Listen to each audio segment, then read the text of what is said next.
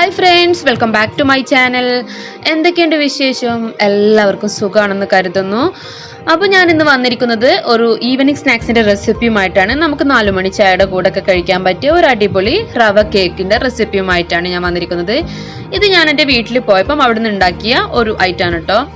അപ്പോൾ അതിനായിട്ട് ഞാൻ ഒരു കപ്പ് റവ എടുത്തിട്ടുണ്ട്. അപ്പോൾ ഇത് ഞാൻ എടുത്തിട്ടുള്ളത് റോസ്റ്റഡ് റവയാണ്. നിങ്ങൾക്ക് റോസ്റ്റ് ചെയ്യാത്ത സാധാ റവയും ഇതിലെടുക്കാവുന്നതാണ് കേട്ടോ. ഇനി ഇതിലേക്ക് ഒരു കപ്പ് തേങ്ങ ചിരവിയത് എടുത്തിട്ടുണ്ട്. അപ്പോൾ നിങ്ങൾ ഏത് കപ്പാണോ മെഷർ ചെയ്യാൻ എടുക്കുന്നത് ആ കപ്പിൽ തന്നെ എല്ലാ അളവും എടുക്കുക. ഇനി ഒരു ചെറിയ ഗ്ലാസ് വേണമെങ്കിൽ ആ ഗ്ലാസിന്റെ അളവിലും നമ്മൾക്കിത് ചെയ്യാവുന്നതാണ് കേട്ടോ. ഇനി ഇതിലേക്ക് ഒരു കപ്പ് പഞ്ചസാര എടുത്തിട്ടുണ്ട്. അതുപോലെ ഇതിലേക്ക് ഞാൻ ഒരു കപ്പ് തൈരാണ് എടുത്തിട്ടുള്ളത്. അപ്പോൾ ഇത് ഒട്ടും പുളിയില്ലാത്ത തൈരാണ് കേട്ടോ. നിങ്ങൾ എടുക്കുമ്പോഴും പുളിയില്ലാത്ത തൈര് തന്നെ എടുക്കാൻ ശ്രമിക്കണം.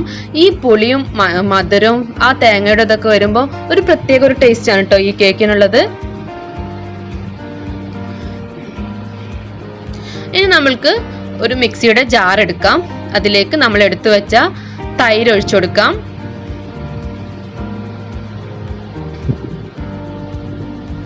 ഇനി ഇതിലേക്ക് നമ്മുടെ റവ ഇട്ടുകൊടുക്കാം. അടുത്തതായിട്ട് നമുക്ക് ഒരു കപ്പ് തേങ്ങ ചിരവി ഇട്ടുകൊടുക്കാം. ഇനി ഇതിലേക്ക് ഒരു കപ്പ് പഞ്ചസാര ഇട്ടുകൊടുത്തിട്ടുണ്ട്. ഇനി ഒരു ഫ്ലേവറിന് വേണ്ടിയിട്ട് ഞാൻ ഇതിലേക്ക് ഒരു 1/2 ടീസ്പൂണ് ഏലക്ക പൊടിച്ചത് ചേർത്ത് കൊടുത്തിട്ടുണ്ട്. ഇനി നമുക്ക് ഇതൊന്ന് നന്നായിട്ട് അരച്ചു വരാം. അപ്പൊ ഞാനിതിവിടെ നന്നായിട്ട് അരച്ചെടുത്തിട്ടുണ്ട്. അപ്പൊ നമ്മൾ ഇനി ഇത് ഓവനിലൊന്നല്ല കേട്ടോ ഉണ്ടാക്കുന്നത്, നമ്മൾ നോൺ സ്റ്റിക്ക് പാനിലാണ് ഉണ്ടാക്കുന്നത്. അപ്പോൾ ഗ്യാസ് സ്റ്റോപ്പിൽ വെച്ചിട്ട് ഞാനൊരു പാന് ചൂടാക്കാനായിട്ട് വെച്ചിട്ടുണ്ട്. അപ്പോൾ ചുവട് കട്ടിയുള്ള ഒരു പാൻ എടുക്കാൻ ശ്രമിക്കുക. എന്നിട്ട് അത് ചൂടായി വരുമ്പോൾ അതിലേക്ക് 1 ടേബിൾ സ്പൂണ് നല്ല നെയ്യ് ഒഴിച്ചു കൊടുക്കാം. എന്നിട്ട് തൊട്ടി പിടിക്കാതിരിക്കാൻ വേണ്ടിയിട്ട് ചെയ്യണം കേട്ടോ. പിന്നെ ഇതിൻ്റെ ഒരു ഫ്ലേവറും കൂടി അതിലേക്ക് ഇറങ്ങും. അപ്പോൾ നന്നായിട്ട് ചുറ്റിച്ചെടുത്തിട്ട് നമ്മളെ ബാറ്റർ ഇതിലേക്ക് ഒഴിച്ചു കൊടുക്കണം. ഇത് നമ്മൾ ഒഴിച്ചിട്ട് മൂടി വെച്ചാല് നമ്മൾ ഗ്യാസ് നല്ല സ്ലോയിൽ വേണം കുക്ക് ചെയ്യാനായിട്ട്. അങ്ങനെ ഒരു 15 മിനിറ്റ് ഒക്കെ കഴിയുമ്പോൾ നമ്മൾക്ക് ഇതൊന്ന് തുറന്നു നോക്കാം.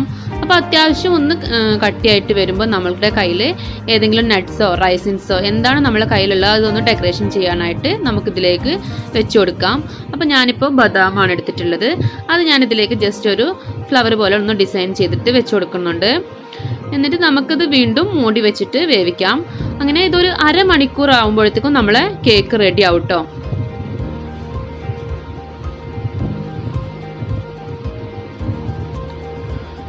ഇപ്പം നമ്മൾ ഇത് തുറന്ന് നോക്കുമ്പോൾ 1/2 മണിക്കൂറിന് ശേഷം ഇതിവിടെ റെഡി ആയിട്ടുണ്ട്. അപ്പം ഞാൻ പാനിൽ നിന്നൊക്കെ ചൂട് മാറിയതിന് ശേഷം മാറ്റി ഒരു പ്ലേറ്റിലോട്ട് മാറ്റിയിട്ടുണ്ട്. ഇതിപ്പോൾ നല്ല സോഫ്റ്റ് ആയിട്ട് തന്നെ ഉണ്ട്. നമുക്കിതൊന്ന് കട്ട് ചെയ്തിട്ട് നോക്കാം. അപ്പോൾ നമ്മൾ പാന് ചൂടാറിയതിന് ശേഷം വേണം നമ്മൾ അതിൽ നിന്ന് എടുക്കാനായിട്ട് ശ്രമിക്കാൻ. അത് ചൂടാറിയാൽ തന്നെ അതിൻ്റെ സൈഡൊക്കെ നന്നായിട്ട് വിട്ടു വരും. അപ്പോൾ നമ്മളൊക്കെ ഒരു പ്ലേറ്റിലോട്ട് കമഴ്ത്തി കൊടുത്താൽ മതി കേട്ടോ. അപ്പോൾ കണ്ടല്ലോ, നമ്മളെ കേക്ക് ഇവിടെ റെഡി ആയിട്ടുണ്ട്. കുട്ടികൾക്കൊക്കെ നല്ല ഒത്തിരി ഇഷ്ടപ്പെടുന്ന ഒരു കേക്കായിരിക്കും. നമ്മൾ ബേക്കിംഗ് പൗഡറും ബേക്കിംഗ് സോഡ ഒന്നും ചേർക്കാതെ തന്നെ 4 മണി ചായയുടെ കൂടെ കഴിക്കാൻ പറ്റിയ നല്ല സൂപ്പർ ടേസ്റ്റി റവ കേക്ക് ഇവിടെ റെഡി ആയിട്ടുണ്ട്. അപ്പോൾ ഇതുപോലെ ട്രൈ ചെയ്യാത്തവരുണ്ടെങ്കിൽ ട്രൈ ചെയ്യുമ്പോൾ എന്നെ ഫീഡ്ബാക്ക് ഒക്കെ അറിയിക്കണം കേട്ടോ. അപ്പോൾ വീഡിയോ ഇഷ്ടപ്പെട്ടാൽ ലൈക്ക് ചെയ്യുക, ഷെയർ ചെയ്യുക. സബ്സ്ക്രൈബ് ചെയ്യാത്ത കൂട്ടുകാരുണ്ടെങ്കിൽ ഒന്ന് സബ്സ്ക്രൈബ് ചെയ്യുക. മറ്റൊരു നല്ല വീഡിയോയുമായി കാണുന്നത് വരേക്കും ബൈ ബൈ.